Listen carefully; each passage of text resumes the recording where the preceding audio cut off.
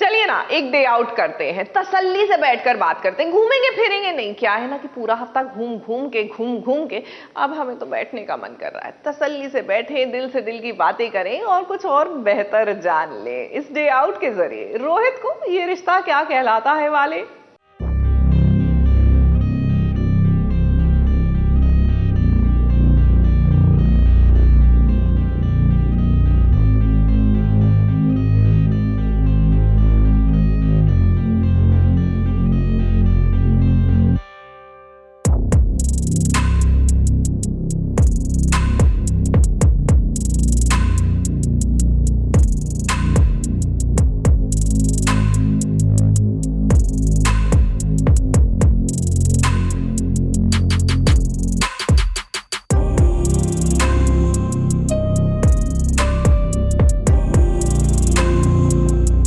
हाय ABP news के दर्शकों, अभी सुबह के 6:30 बज रहे हैं और अभी मेरे जिम जाने का टाइम हो चुका है।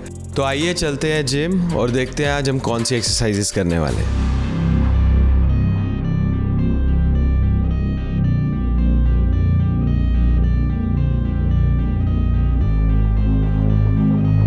यहाँ से हमारी जिम की वेट सेक्शन शुरू हो जाती है। ये एक्सरसाइजेस हैं, मशीन्स हैं एंड ये सब फ्री वेट्स हैं।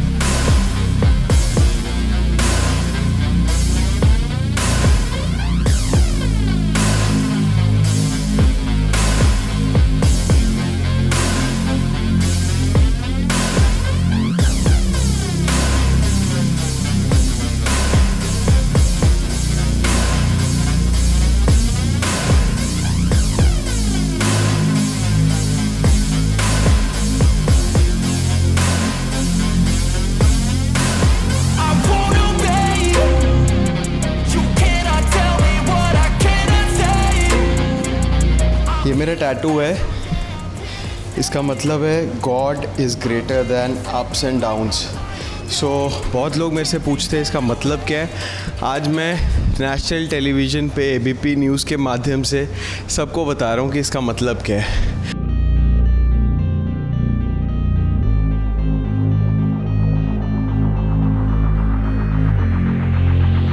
पाँच मिनट थोड़ा सा भगवान का नाम लेके रिलैक्स करेंगे।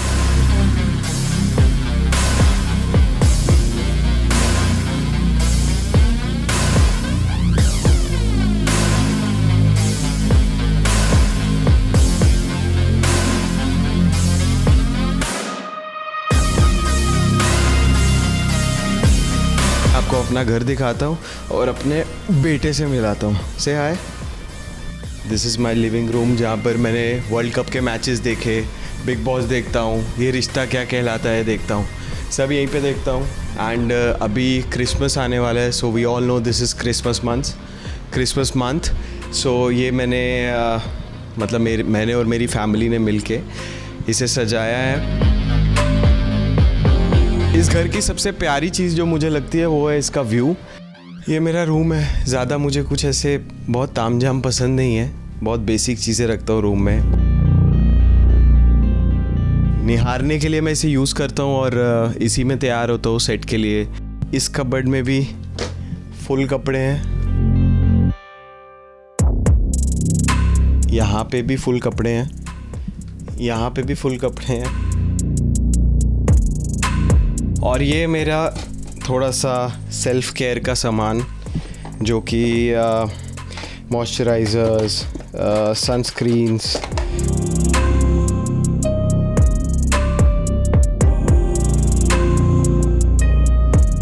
मेरे फ्रिज में बहुत कुछ है वैसे, आप देख सकते हैं। और फ्रूट्स हैं जो मैं अभी खाने वाला हूँ। मेरा शेक है, पानी है, मसाले हैं, सब कुछ, थोड़ा सा चीज़, पालक, सब चीज़ें हैं क्योंकि मैं ज़्यादा स्टॉकअप करने में बिलीव करता हूँ। फ्रिज के स्टिकर्स कलेक्ट करूँ तो ये जैसे ताजमहल है, ये जयपुर गया था, जयपुर से लिया मैंने। ये शायद ये भी जयपुर से लिया। ये गोल्डन टेम्पल, ये लक्ष्मी माता का, ये भी शायद कहीं मंदिर से लिया है। I love Bangkok. अभी मेरा सबसे फेवरेट एरिया यहाँ पर है लिविंग रूम में ऐसे बैठने का। ये मैं बैठा, ये मैंने रिमोट पकड़ा, ये मैंने पैर ऐसे रखे और ये मैंने टीवी ऑन कर लिया।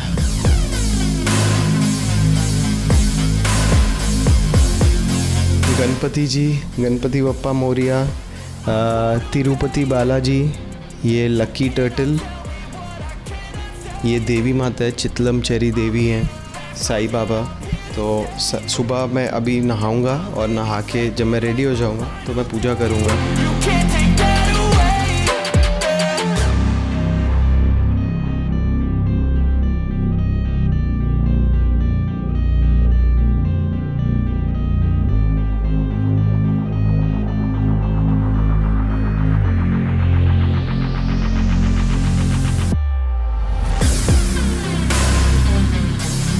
अब मैं आपको बताता हूँ कि मेरा ब्रेकफास्ट कैसा होता है। जनरली फ्रूट्स, उसके बाद जो मैंने अभी बनाया सनी साइड अप एग, ये ओट्स हैं और ये मेरा प्रोटीन शेक।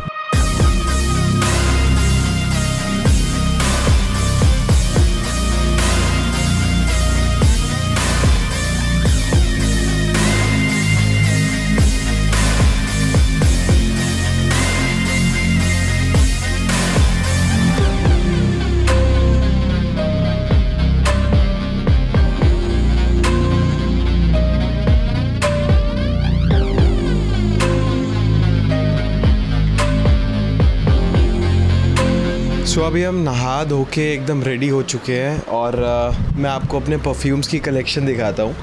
मुझे परफ्यूम्स का बहुत शौक़ है। मैं चाहता हूँ कि मेरे तन बदन से अच्छी अच्छी खुशबू आए और एक्चुअली को-स्टार भी मेरे से पूछती रहती है कि वाह यार तेरे बॉडी से बड़ी अच्छी खुशबू आती है, कौन सा परफ्यूम लगाता है। तो आज मैं अपने सीक्रेट्स रिवील करता हूँ।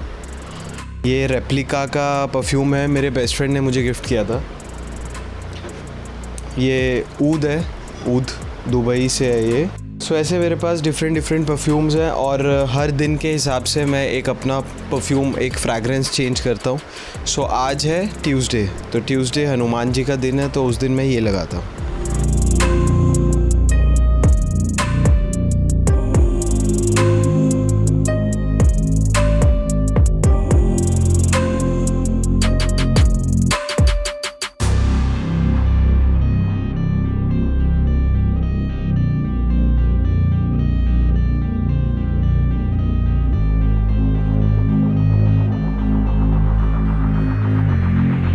सो मेरा बैग और मेरा टिफ़िन बॉक्स रेडी हो चुका है। मैं नहा कर रेडी हो चुका हूँ। मैंने पूजा कर ली है, वर्कआउट कर ली है, नहा धो के एकदम तैयार हूँ।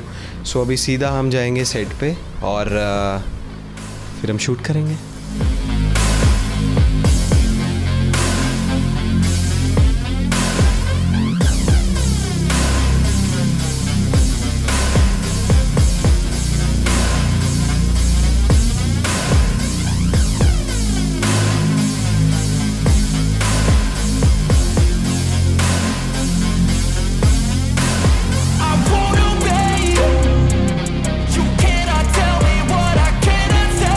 शिवम से रोहित मैं बन चुका हूँ।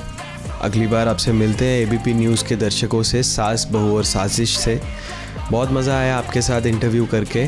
आई सी यू सून, टेक केयर, जय बजरंग। देखिए, बिग बॉस के घर में हर रोज कोई ना कोई सियापा होता है और आप जानते हैं ना सैटरडे वाले दिन क्या होता है। आते हैं संदीप सिकंद ओनली फॉर सास बहू और साजिश करने अपना वीकेंड का war on the big boss का घर। सच कहूं तो इस हफ्ते बहुत गुस्सा है एंड मेरे पास सिर्फ एक वर्ड है, डिसगस्टिंग।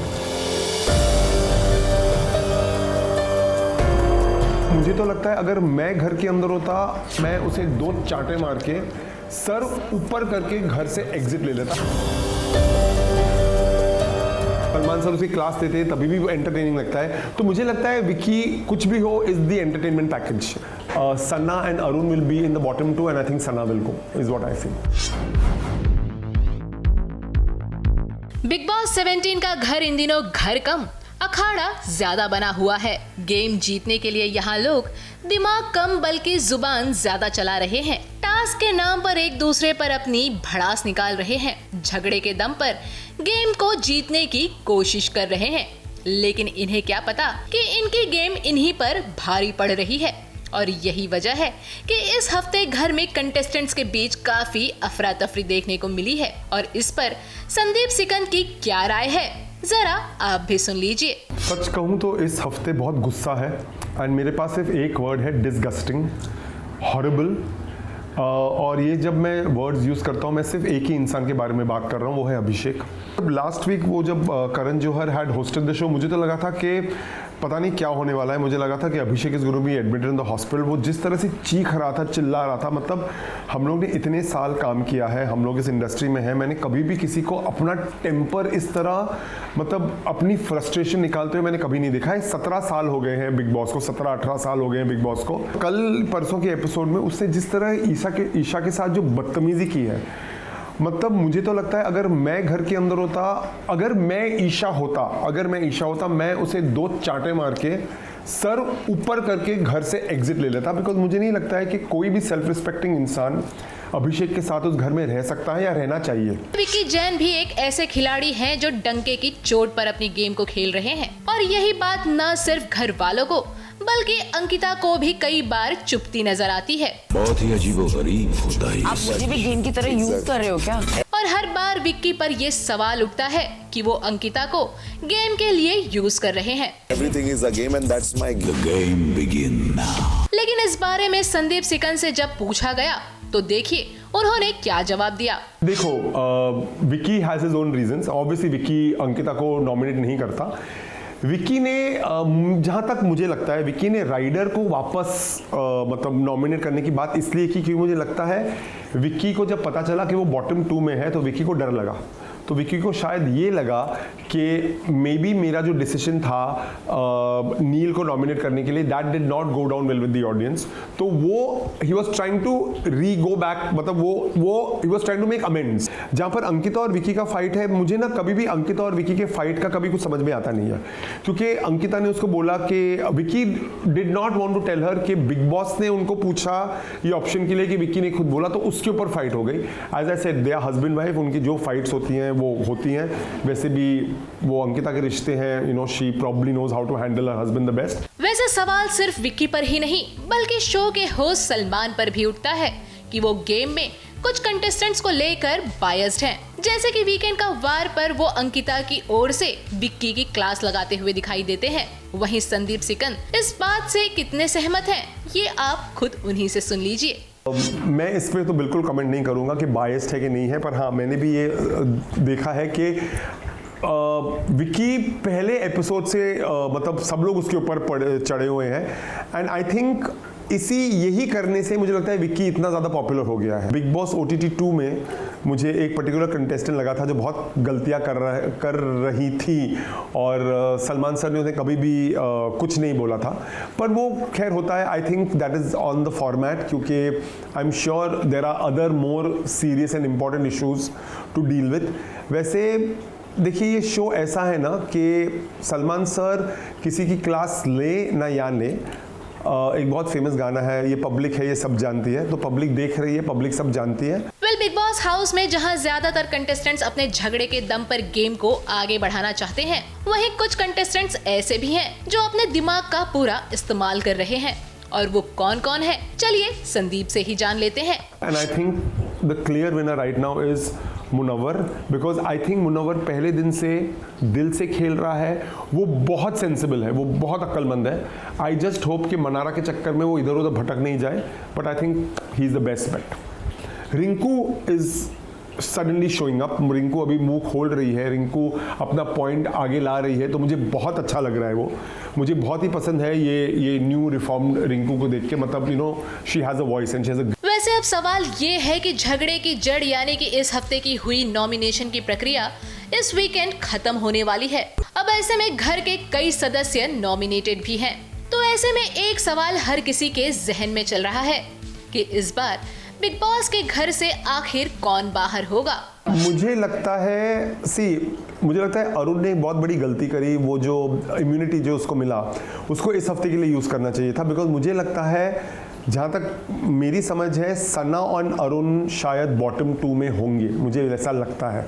भाई संदीप का वार में तो ये साफ हो गया कि बिग बॉस 17 का ये हफ्ता कुछ खास नहीं रहा, या यूं कह ले कि गेम कम और झगड़ा ज्यादा देखने को मिला। अब सलमान के वीकेंड का वार पर उनके निशाने पर घर का कौन सा सदस्य रहेगा और कौन घर को अलविदा कह के अपने घर लौट जाएगा, वेल जो भी होगा वो देखना काफी इंटरेस्टिंग होगा। मुंबई से पूजा तिवारी मिश्रा की रिपोर्ट। सास बहू और साजिश में आगे बढ़ेंगे, लेकिन आज की हमारी ये खास खबर देखने के बाद।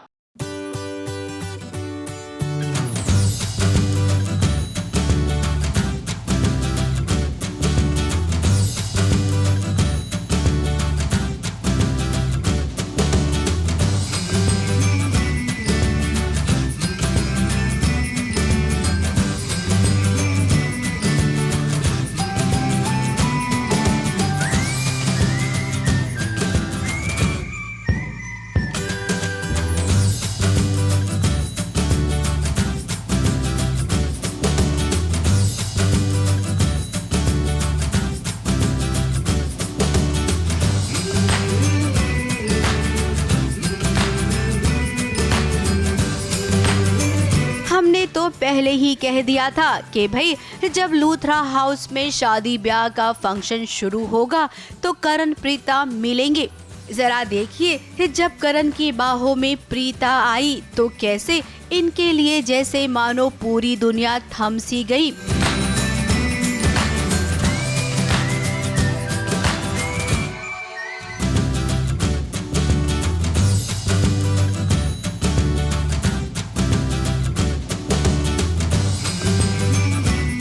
आज इन दोनों को कोई भी रोकने और टोकने की गुस्ताखी बिल्कुल मत करना, क्योंकि ये सालों बाद मिले हैं तो इस पल को एक साथ बिताना चाहते हैं। फिर आपको भले ही हम ये कहें कि ये सीन तो एक सपना है। अब जब भी करण प्रीता मिलते हैं हिट एंड मिस का सीन ज्यादा होता है, और अगर फैंस को उससे भी ज्यादा खुश करना हो तो भाई इन दोनों को सपने में ही रोमांस करवा दिया जाता है।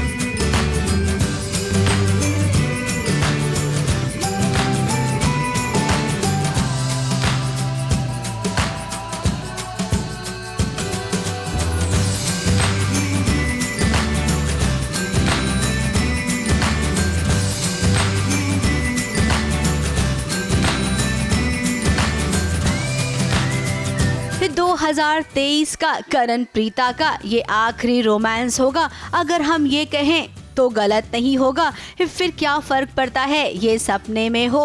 वैसे ये रोका तो अच्छे से गुजर जाएगा, असली ड्रामा तो हर शादी की तरह इस शादी में होगा।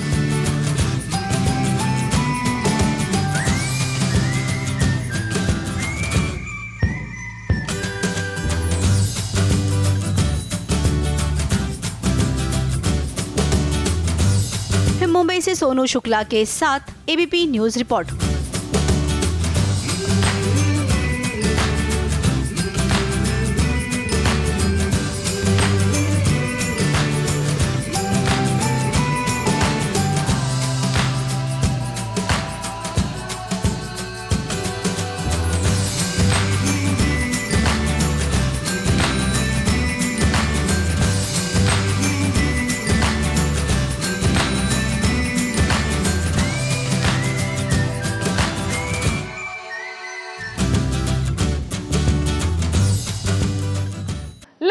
फिर एक सियापा। भाई थैंक गॉड परिणीति के वाली शादी पर हम नहीं जा रहे, या शादी के फंक्शंस में, क्योंकि यहाँ पर जिस तरह सियापे पे सियापे हो रहे हैं मुझे लगता नहीं कि ये शादी ठीक ठाक संपन्न होगी। आपको क्या लगता है?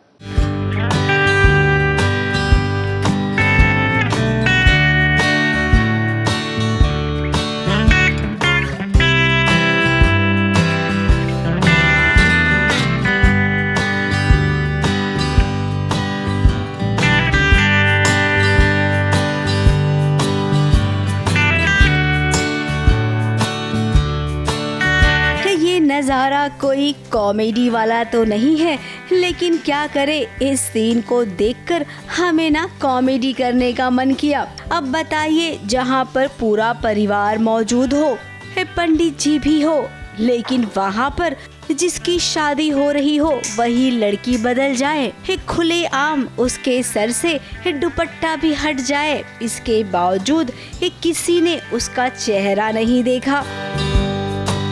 अब हम सब ये जानते हैं कि परी और नीति दोनों के रहन सहन, पहनावे में, चाल ढाल में जमीन आसमान का फर्क है। फिर भला परी की जगह पर जब नीति आई तो उसे किसी ने कैसे नहीं पहचाना। सो बेसिकली यहाँ पे हम घरौली की रस्म करने आए हैं एंड ऑब्वियसली उसके बाद आप कपड़े चेंज करने जाते हो और फिर हम यहाँ पे परिक्रमा करने वाले हैं। मतलब हम पेड़ के अराउंड 7 फेरे लेते हैं, जो इसकी मान्यता है कि जो ऑब्वियसली एक हस्बैंड वाइफ के लिए बहुत बड़ी चीज़ होती है। सो नीति को ये पता चल गया है और उसने मुझे जहाँ पे मैं चेंज करने गई थी उसने मुझे लॉक कर दिया वहाँ पे और वो यहाँ पे घूंघट के नीचे आ गई है और राजीव के साथ फेरे लेने। चलो एक बार मान भी ले कि उसने चेहरा घूंघट में छुपा रखा था, लेकिन जब घूंघट गिरा इसके बाद पीछे से तो सबने देखा ना, उसके बावजूद भी किसी को नहीं लगा कि ये तो नीति है। अब जिसे लगा वो आई फटाफट से नीति का चेहरा फिर से घूंघट से ढक दिया। भगवान की मर्जी ना, ऐसा रख गया। अब नीति को कोई नहीं देख पा रहा है, लेकिन नीति को ये लग रहा है डर कि कोई उसे देख न ले, अगर देख लेगा तो फिर फेरे नहीं हो पाएंगे ना। बट मेरे जो सासू माँ हैं, एक्स सासू माँ हो गई हैं अब, वो पता नहीं कैसे पता चल जाता है कि ये नीति है और वो फटाफट से आके मुझे रेस्क्यू कर लेती हैं और फटाफट दुपट्टा वापस डाल देती हैं। बताओ अब इस सीन को एक कॉमेडी वाला सीन ना कहें तो क्या कहें। अब यहाँ पर आप ये जरूर जानना चाहेंगे कि अदला बदली कैसे हुई। परी अपने कपड़े बदलने के लिए गई थी, इतने में नीति ने उसे एक कमरे में बंद कर दिया है। वो वहाँ पर फंसी हुई है और फायदा उठाकर यहाँ पर नीति पहुँच गई। पंडित जी बताते हैं कि परी को पूरा दुपट्टा लेकर, घूंघट लेकर एक्चुअली परिक्रमा करनी है परी और संजू को पेड़ के आसपास। नीति कहती है अच्छा ऐसा है तो अब ऐसे ही मुझे संजू मिल पाएगा। वो परी के पीछे पीछे जाती है और उसे बंद कर देती है और उसका दुपट्टा लेके घूंघट ओढ़ के आ जाती है यहाँ पर। घरौली की रस्म जो होती है उसमें परिक्रमा करना होता है, जो कि हुई नहीं, यानी कि ये रस्म पूरी हुई ही नहीं है। अब जाते जाते एक बात हम जरूर कहेंगे कि प्लीज कुछ भी सीन लिखने से पहले थोड़ा तो दर्शकों के बारे में सोच लेना चाहिए कि इस सीन को दर्शक कितने हल्के में लेंगे या सीरियसली लेंगे। मुंबई से प्रिया धवड़े के साथ एबीपी न्यूज रिपोर्ट।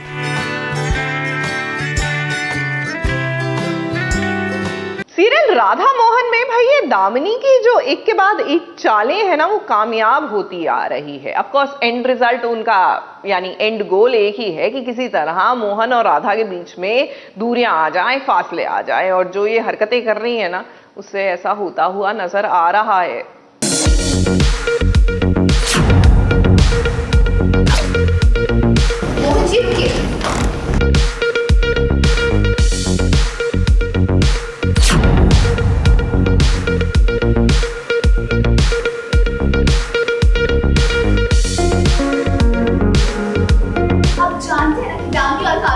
हमारे इस परिवार की कितनी बड़ी दुश्मन है, फिर भी हम उनको याद लेकर आते हैं।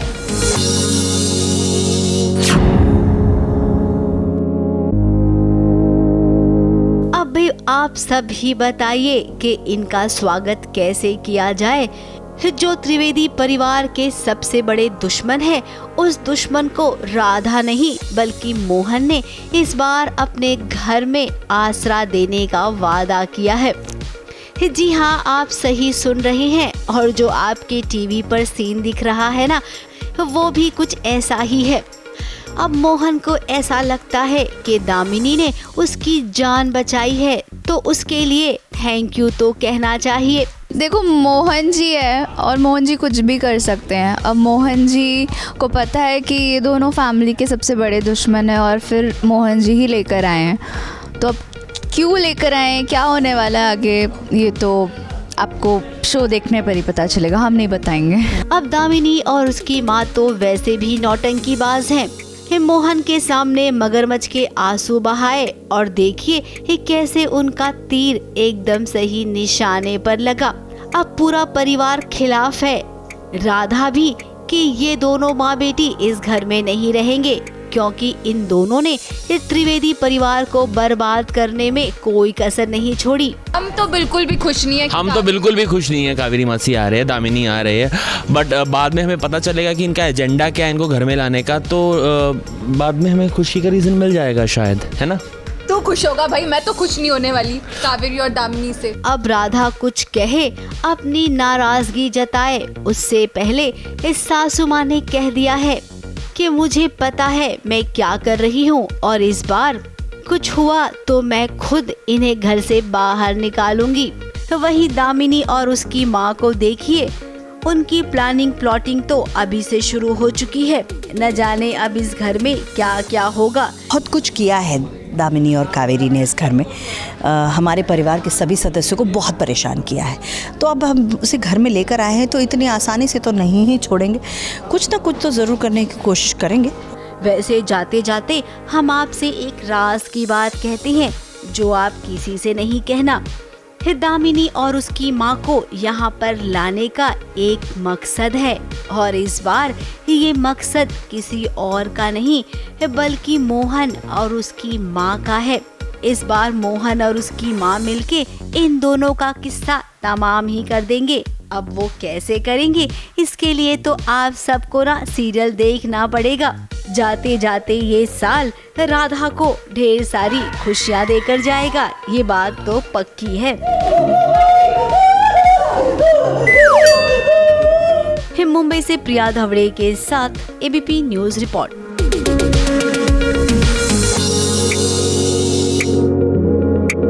प्यार का पहला अध्याय शिव शक्ति। देखिए, आपका नाम जो है ना वो साथ साथ जाता है। भले ही आपके मन में बड़े असमंजस हो, कश्मकश हो कि क्या हमें शादी करनी चाहिए या नहीं करनी चाहिए, लेकिन बिलीव यू मी, हमें पता है कि आपकी शादी होकर रहेगी, क्योंकि ये सिर्फ आज की बात नहीं है ना, ये तो सदियों से हर कोई जानता है कि जहां शिव है वहीं शक्ति है।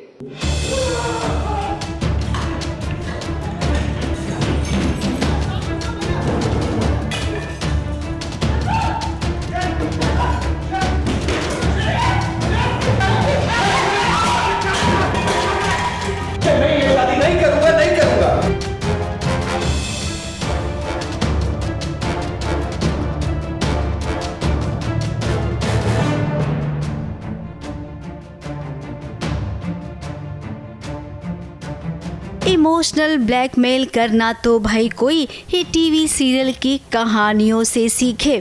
अगर कोई शादी के लिए नहीं राजी हो रहा है तो उसे राजी करने के लिए ही दादी, मामी, काकी, चाची, यहाँ तक कि ही खुद अपनी माँ भी इमोशनल ऐसे करती है कि मानो वो इंसान शादी के लिए तैयार ही हो जाता है। अब देखिए ना, शिव के साथ भी ऐसा ही कुछ इमोशनल अत्याचार हो रहा है। एक और जहाँ पर शादी की बात सुनकर वो आग बबूला हो जाता है, यहाँ तक कि अपना आपा भी खो देता है।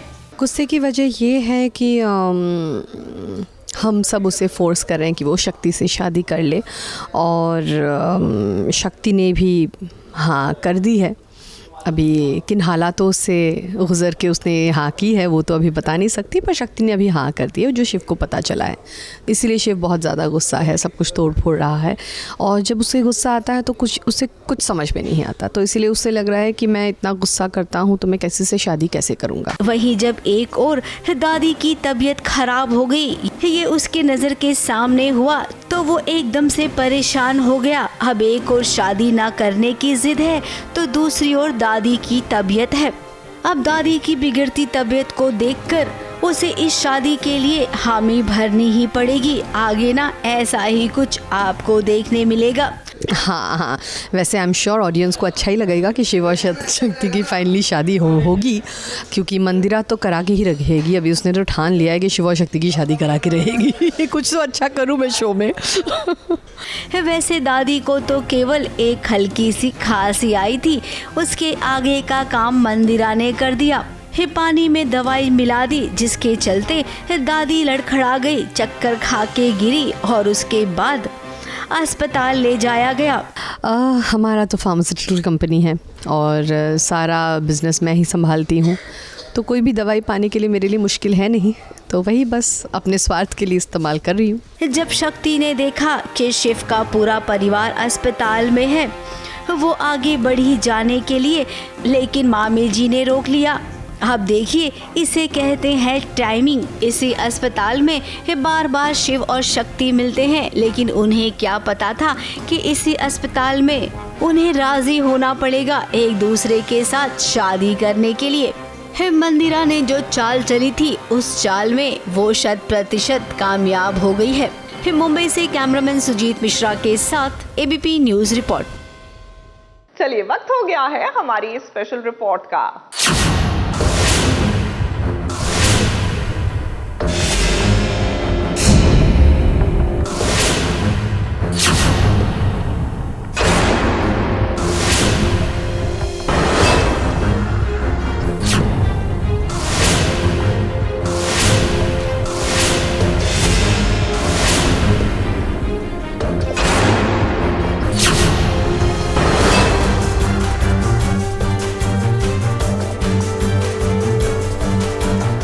पर चश्मा, सर पर दुपट्टा, चेहरे पर घबराहट और कई सवाल के साथ आखिर सीरत किसे ढूंढ रही है?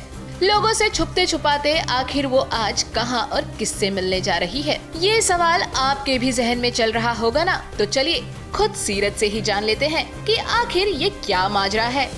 तो अब कहाँ जा रही है? अभी फाइनली सबको पता चल गया कि वो इतने दिनों से सबसे छिपते छिपाते उसको जो रैंडम कॉल्स आ रहे थे या फिर कोई उसको मिलने बुला रहा था, वो और कोई नहीं गैरी था। तो गैरी इज़ बैक एंड सीरत की हवा टाइट हो चुकी है, क्योंकि वो अगर आई थिंक किसी से डरती है और घबराती है तो वो शायद गैरी ही है।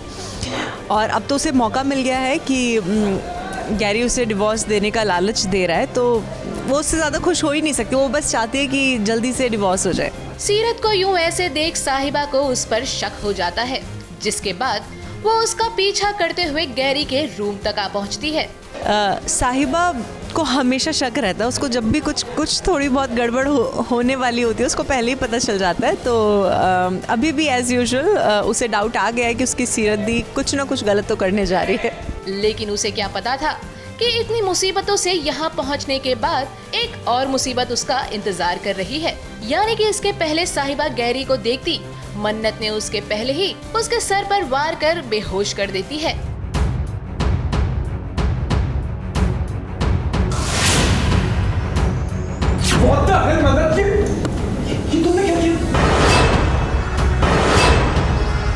जिसे देखकर गैरी डर जाता है और मन्नत उसे ठिकाने लगाने की एडवाइस देने लगती है। लेकिन इन्हें क्या पता था कि साहिबा बस नाटक कर रही है। वो चुपके से इनकी सारी प्लानिंग प्लॉटिंग सुन रही है। साहिबा एकदम से अचानक से पहुंच जाती है, एक्सपेक्टेड नहीं होती है। तो फिर मन्नत आइडिया देती है, पहले तो मार देती है, तो फिर वो बेहोश हो जाती है। तो फिर वो आइडिया दे रही है उन सबको, गैरी को, बाकी गुंडों को, कि हमें बेसिकली क्या करना चाहिए कि उसको ठिकाने लगा देना चाहिए, प्रॉब्लम्स ही खत्म हो जाएंगी हमारी लाइफ की। तो ऐसा चल रहा है। भाई गैरी आए और कहानी में ड्रामे का तड़का ना लगाए, ऐसा भला हो सकता है क्या? अभी तक किसी को भी नहीं पता था कि गैरी जिंदा है, वो मरा नहीं है। अभी सीरत के लिए बहुत शॉकिंग है। एंड उसने पूछा भी था, if you have seen the episode, कि why you didn't come home, अगर आप जिंदा थे तो वापस क्यों नहीं आए। बट गैरी ने उसको ऐसा कुछ बताया नहीं। आई थिंक ये बड़ा खुलासा होगा जब अगर वो कभी फैमिली के सामने आया तो। अब ऐसे में सवाल ये है कि सीरत के कंधे पर बंदूक रख वो कौन सा नया तूफान लाएगा, क्योंकि गैरी के साथ मन्नत के अलावा और कौन कौन मिला हुआ है, इसका भी पता चलेगा। बहुत कुछ है ऑडियंस के लिए। It's going to be full of excitement, because एक तरफ गैरी वापस आ गया, एक तरफ जसलीन की शादी हो रही है, एक तरफ सनी सूद है और सीरत डिवोर्स मांग रही है, वीर और कीरत अलग इन्वॉल्व हैं। साहिबा इन सब चीज़ों को ऑब्जर्व कर रही है, देख रही है कि सनी सूद का क्या हो रहा है एंड सीरत कहाँ जा रही है। तो आई थिंक बहुत कुछ हो रहा है, बहुत ड्रामा आने वाला है ऑडियंस के लिए। वेल, क्या साहिबा गैरी के चंगुल से सीरत को निकाल पाएगी? क्या गैरी के मकसद को नाकामयाब कर पाएगी? या यूं कह ले कि कहानी में आने वाला मोड़ काफी दिलचस्प होने वाला है, जिसे देखना काफी इंटरेस्टिंग होगा। मुंबई मुंबई से प्रिया घवले के साथ एबीपी न्यूज रिपोर्ट। अब चलिए आपको लिए चलते हैं ये रिश्ता क्या कहलाता है कि वहां पर पता है वहां पर क्या हो रहा है, नूडल्स पर बवाल हो रहा है। भैया नूडल्स पे कैसे बवाल हो सकता है? वेरी फ्रैंकली इस पूरे हफ्ते मैंने नूडल्स नहीं खाए ना, हालांकि there were so many noodles का option, specially north eastern states का। नेवर माइंड, अबीरा बना रही है नूडल्स, लेकिन हम क्या खाएं उनके बनाए हुए नूडल्स, उनके घर में बवाल खत्म हो जाए पहले, तब बेटर रहेगा।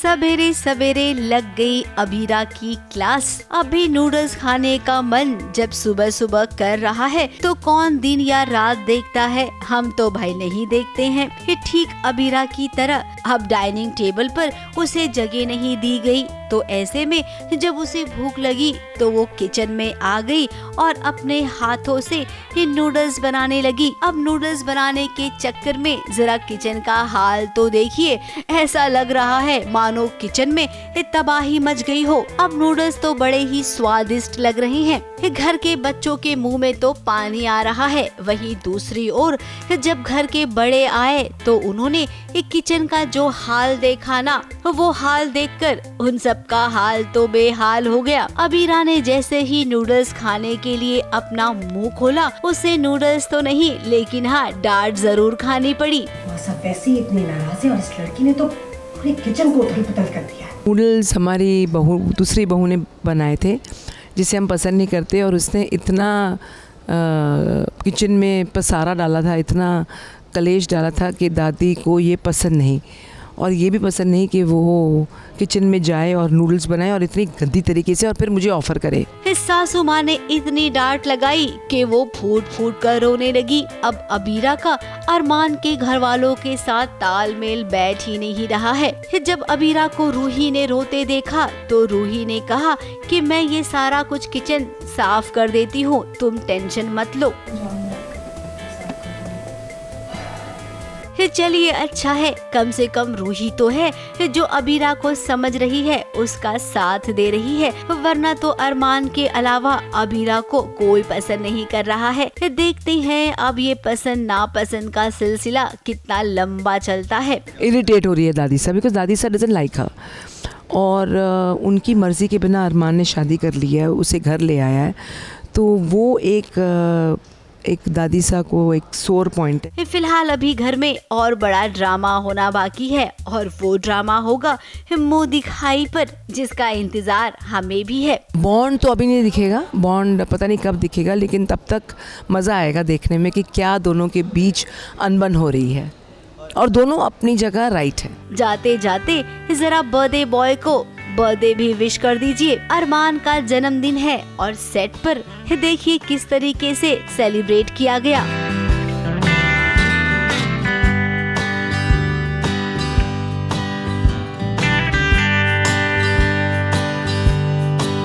अरमान बेटा, wish you a very very happy birthday and God bless you and Guruji give you lots and lots of happiness and lots of blessings.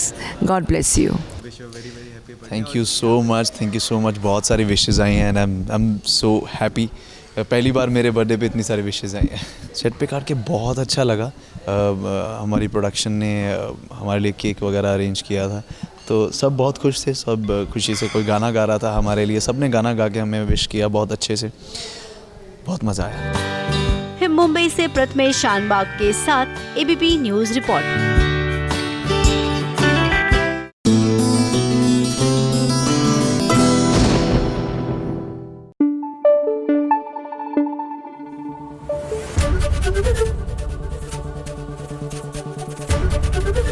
ABP news आपको रखे आगे।